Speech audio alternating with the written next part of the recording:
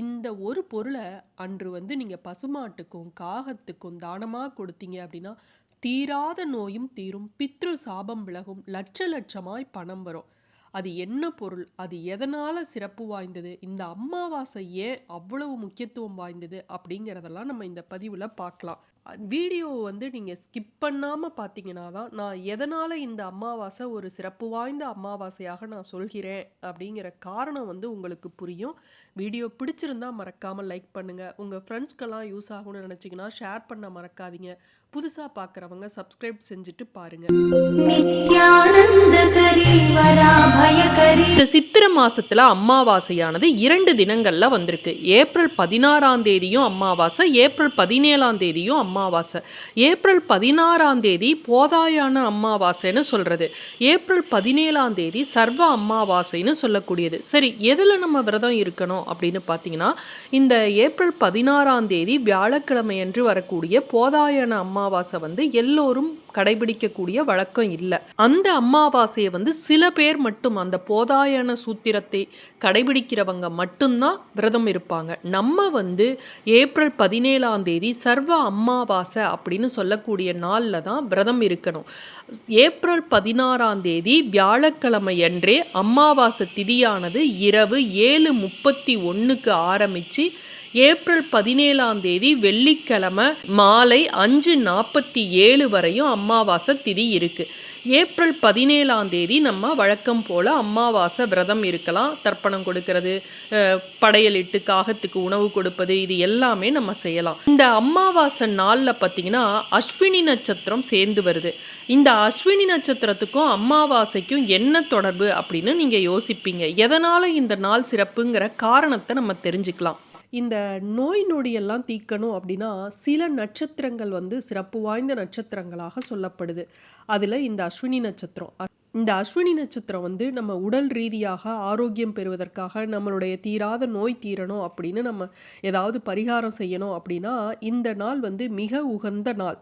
தஞ்சாவூர் அருகே பார்த்திங்கன்னா மாத்தூர் அப்படிங்கிற ஒரு ஊர் இருக்குது. அந்த ஊரில் வந்து ஸ்ரீ ஔஷதேஸ்வரர் அப்படின்னு சிவன் கோவில் இருக்குது. அதாவது மருந்தீஸ்வரர் சிவன் கோவில்.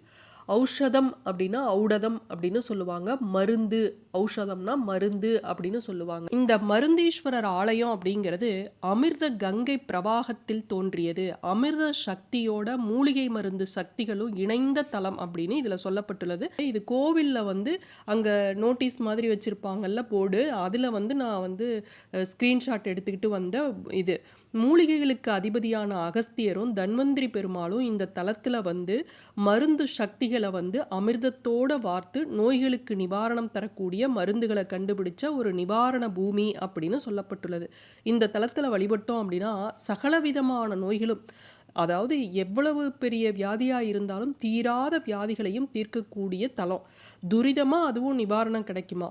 என்னென்ன நாளில் இங்கே வழிபட்டா சிறப்புன்னு சில நாட்களை சொல்லப்பட்டுள்ளது. செவ்வாய், சஷ்டி, அஸ்வினி, ஆயில்யம், பிரதோஷம், இது போன்ற நாட்கள் வந்து அங்கே சொல்லியிருக்காங்க பாருங்கள். மருத்துவ சக்தி மிக்க நாட்கள். அதனால் இப்போ நமக்கு அமாவாசை அப்படின்னாவே பொதுவாக நமக்கு சக்தி வாய்ந்த நாள் அப்படின்னு சொல்லுவோம். இந்த அமாவாசையில் நம்ம வழிபாடுகள், நாம ஜபங்கள், பரிகாரங்கள் இதெல்லாம் செஞ்சோம் அப்படின்னா அது வந்து மிகச்சிறந்த பலனை தரும். இப்போ இந்த அஸ்வினி நட்சத்திரமும் இன்றைய தினம் வருது. இந்த அமாவாசையில் பித்ருக்கள் வந்து நம்ம இல்லம் தேடி வருவாங்க. அவங்களோட ஆசையை பெறணும் அப்படின்னா நம்ம அன்றைய தினம் சரியான முறைப்படி வழிபாடு செய்யணும்னு சொல்லுவாங்க. அன்றைய தினம் காகங்கள் வந்து நம்ம முன்னோர்களோட பிரதிநிதியாக நம்ம இல்லத்துக்கு வரும். அப்போ நம்ம வந்து வைக்கக்கூடிய உணவை வந்து அது ஏற்றுக்கொண்டு நம்மளை வந்து ஆசீர்வாதம் பண்ணும் அப்படின்னு ஒரு ஐதீகம். அதனால தான் நம்ம முன்னோர்களுக்கு வந்து படையலிட்டு அன்றைய தினம் காகத்துக்கு வந்து உணவை வைக்கிறோம். இந்த அமாவாசை நாட்களில் காகத்துக்கு மட்டும் இல்லை, பசுமாட்டுக்கும், இல்லாத ஏழை எளியவருக்கும் நம்மளால் முடிஞ்சதை செஞ்சோம் அப்படின்னா அது வந்து மிகச்சிறந்த பலனை நமக்கு தரும். இந்த அமாவாசை வந்து ஒரு காந்த சக்தி மிக்க நாள். சூரியனும் சந்திரனும் ஒன்றாக சேரக்கூடிய நாள் இல்லையா. இந்த அமாவாசை நாளில் மாமிசம் சாப்பிடக்கூடாது, கோலம் போடக்கூடாது, எள்ளை வந்து தர்ப்பணம் கொடுக்குற போது கடன் வாங்கக்கூடாது. இதெல்லாம் நீங்கள் வந்து கேள்விப்பட்டிருப்பீங்க. அதே போல் நைட்டு வந்து சுமங்கலி பெண்ணாக இருக்கிறவங்க இந்த அமாவாசை விரதத்தை இருக்கக்கூடாது. அதனால் இரவு வந்து ஒரு கை சாதமாவது சாப்பிட்றணும் அப்படின்னு சொல்லுவாங்க. அன்றைய தினம் பசுமாட்டுக்கும் காகத்துக்கும் உணவு கொடுப்பது ரொம்ப ரொம்ப முக்கியம். ஆனால் அந்த உணவை எந்த மாதிரி நம்ம கொடுக்கணும் அப்படிங்கிறது முக்கியம். ஒவ்வொரு கிரகங்களுக்கும் ஒவ்வொரு தானியங்கள் இருக்குது. அந்த தானியத்தை நம்ம எப்படி அந்த அமாவாசையில் நம்ம காகத்துக்கோ பசுமாட்டுக்கோ இல்லாத ஏழை எளியவருக்கோ நம்ம கொடுக்குறோம் அப்படிங்கிறத பொறுத்து தான் நம்மளுடைய பரிகாரங்களுக்கு பலன் கிடைக்கும். பொதுவாக அமாவாசையில் எந்த தான தர்மம் செஞ்சீங்க அப்படின்னாலும், அதே போல் காகத்துக்கு பசுமாட்டுக்கு நீங்கள் கொடுத்தீங்கனாலும் பித்ரு சாபம் விலகும், 7 ஜென்ம பாவம் விலகும் அப்படின்னு சொல்லுவாங்க. சரி, என்ன பொருளை தானம் செய்யலாம் அப்படிங்கிறத தெரிஞ்சுக்கலாம். ஏப்ரல் 17ஆம் தேதி ஈவினிங் 5:47 வரையும் அமாவாசை திதி இருக்குது. அன்றைய தினம் அஸ்வினி நட்சத்திரம் எப்போ ஆரம்பிக்குது அப்படின்னு பார்த்தீங்கன்னா, மதியம் 12:05க்கு ஆரம்பித்து அடுத்த நாள் ஏப்ரல் 18ஆம் தேதி வரையும் அஸ்வினி நட்சத்திரம் இருக்குது.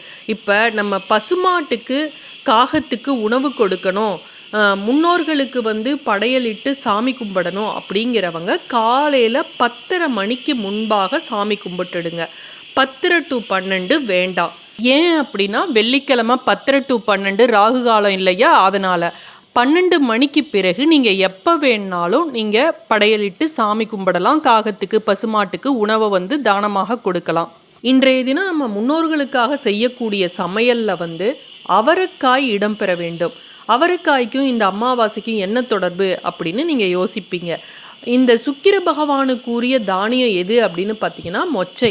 இந்த மொச்சையோட வகையை சார்ந்தது தான் இந்த அவரைக்காய். இந்த அவரைக்காயை நம்ம சாம்பார்லையோ பொரியலாகவோ சேர்த்து அதை காகத்துக்கு பசுமாட்டுக்கு உணவாக கொடுக்கும்போது சுக்கிர பகவானோட அருளும் கிடைக்கும், முன்னோர்களோட ஆசீர்வாதமும் நமக்கு கிடைக்கும். அது மட்டும் இல்லாமல் இந்த சூரிய பகவான் தான் நம்ம முன்னோர்கள் அனைவருக்கும் பித்ருகாரகன் அப்படின்னு சொல்லக்கூடியவர். தந்தை வழி கடவுள் அப்படின்னா இந்த சூரிய பகவான் தான். சூரிய பகவான் வழித்தோன்றர்கள் தான் பூமியில் இருக்கக்கூடிய அனைத்து உயிர்களும்னு சொல்லுவாங்க. சூரிய பகவான் தான் நோய் தீர்க்கக்கூடிய கடவுள். அதனால் இந்த சூரிய பகவானுக்குரிய தானியம் எது அப்படின்னு பார்த்தீங்கன்னா கோதுமை. அதனால் முடிந்த அளவு இன்றைய தினம் கோதுமையை நம்ம சேர்த்துக்கணும். இந்த கோதுமையை நீங்கள் முதல் நாளே ஊற வச்சுருங்க. கோதுமையாக வாங்கினீங்க அப்படின்னா ஊற வச்சுட்டு நல்லா மிக்சியில் அரைச்சி அதை நாட்டு சர்க்கரை கலந்து வாழைப்பழம் ஒன்று கலந்து அதை பசுமாட்டுக்கு போய் நீங்கள் கொடுங்க.